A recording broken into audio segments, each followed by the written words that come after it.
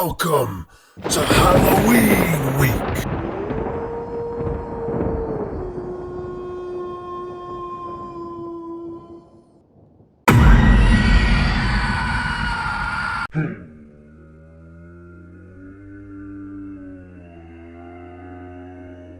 Welcome back, everybody.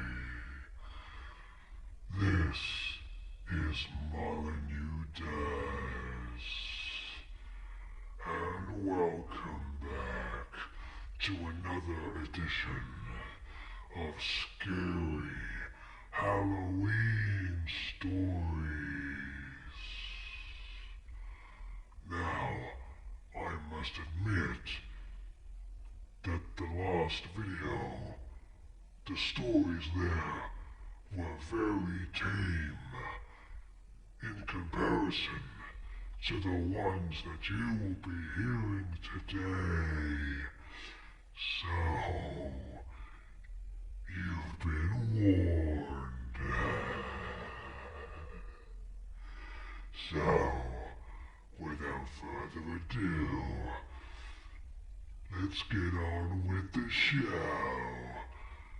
I hope you really enjoy the video, and I hope that you get spooked out. So get prepared to be scared.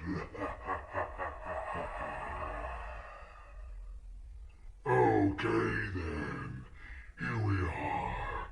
I hope you are sitting comfortably. These are from the website called Her Campus.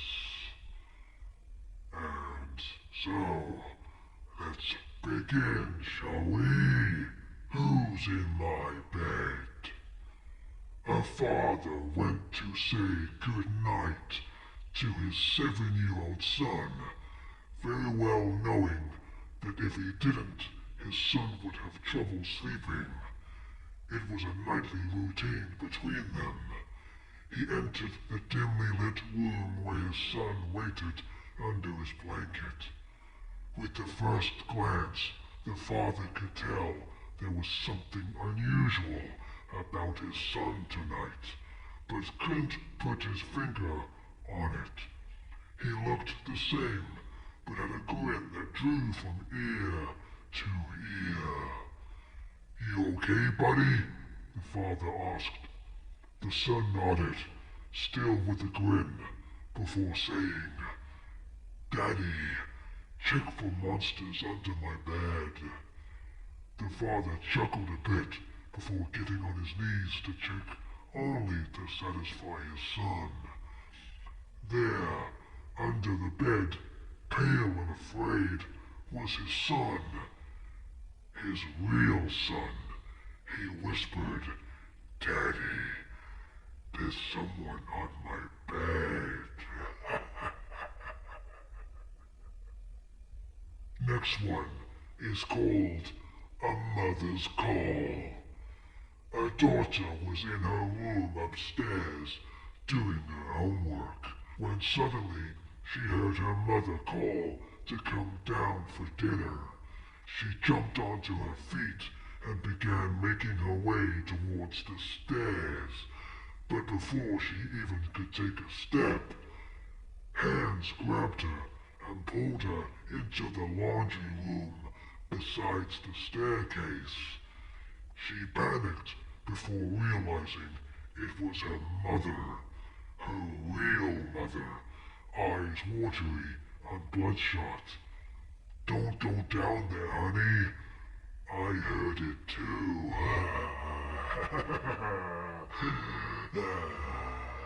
That was a short one. Now this one's a bit longer. Enjoy. The Red Wristband. A doctor was working at a hospital where the patients were tagged with colored bands. Green, alive. Red, deceased. One night, the doctor was instructed to get a few supplies from the basement of the hospital and so he headed to the lift. The lift's doors opened, and there was a patient inside, minding her own business. Patients were allowed to roam around the hospital to stretch, especially those who have stayed long. The rule was to be back in their rooms before 10. The doctor smiled at the patient before pressing the number for the basement. He found it unusual that the woman didn't have a button already pressed. He wondered if she was heading to the basement too. The lift finally reached the floor where the doors opened. In the distance, a man was limping towards the elevator, and in a panic, the doctor slammed the elevator button to close. It finally did, and the lift began to ascend back up, the doctor's heart pounding. "Why did you do that?" "He was trying to use the lift," the woman stated, annoyed. "Did you see his wrist?" the doctor asked. "It was red. He died last night. I would know because I did his surgery." The woman lifted her wrist. He saw red. She smiled. "Like this one?" Next one is called The Ghost at Home. Last night, a friend rushed me out of the house to catch the opening act of a local bar's music night. After a few drinks, I realized my phone wasn't in my pocket. I checked the table we were sitting at, the bar, the bathrooms, and after no luck, I used my friend's phone to call mine. After 2 rings, someone answered, gave out a low, raspy giggle, and hung up. They didn't answer again. I eventually gave it up as a lost cause and headed home. I found my phone laying on my nightstand, right where I'd left it. Next one's up, from the site Haunted Rooms. Yeah, sounds good. Let's go. This one is called The Puppy in the Basement. Oh, puppy. Mommy told me never to go in the basement, but I wanted to see what was making that noise. It kind of sounded like a puppy, and I wanted to see the puppy, so I opened the basement door and tiptoed down a bit. I didn't see a puppy, and then Mommy yanked me out of the basement and yelled at me.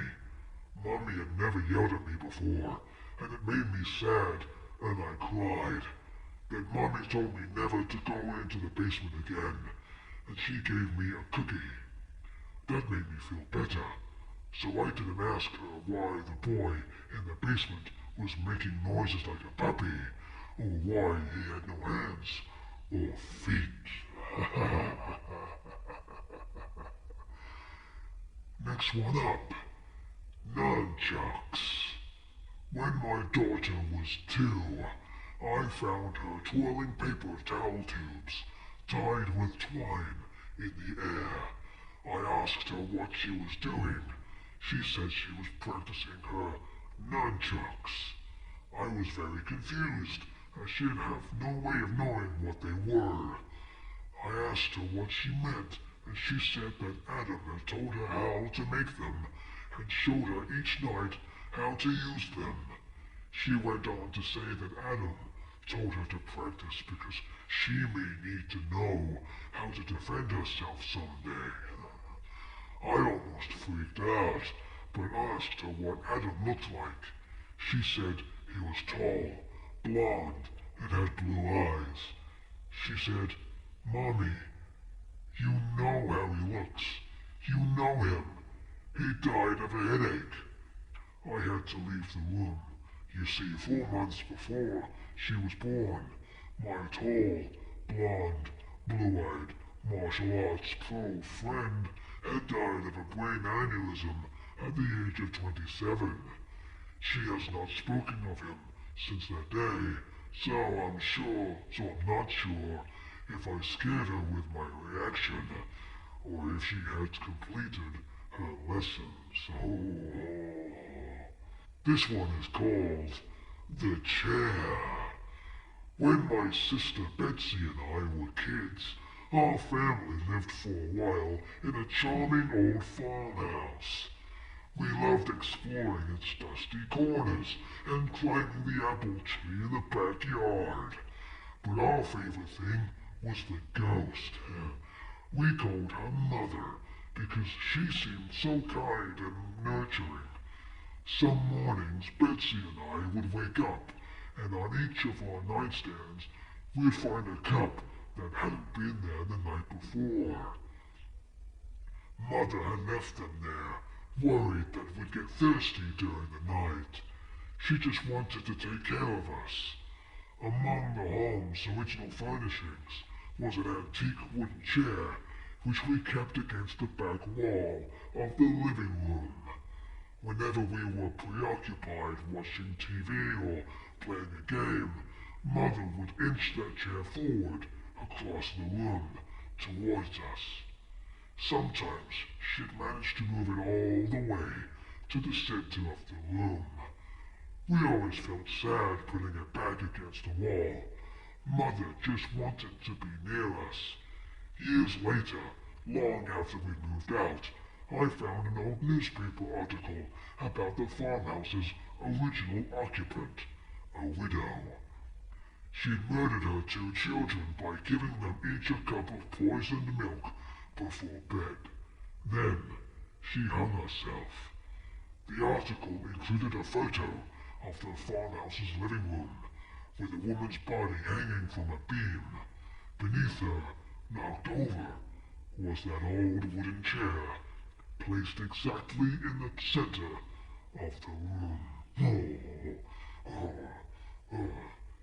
Did it get colder in here? Or is it just me?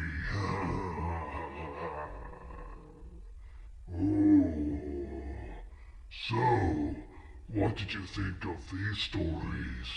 Were they scary? Were they spooky? Will you be able to sleep at night? I hope not. Well, there you go, everybody. This has been more scary Halloween stories. Thank you so much for watching. Please, would you ever so kindly leave a like, subscribe to my channel, and don't forget to ring that bell for notifications. I will see you very soon. And remember, if I don't see you before, I will see you the next time I see you.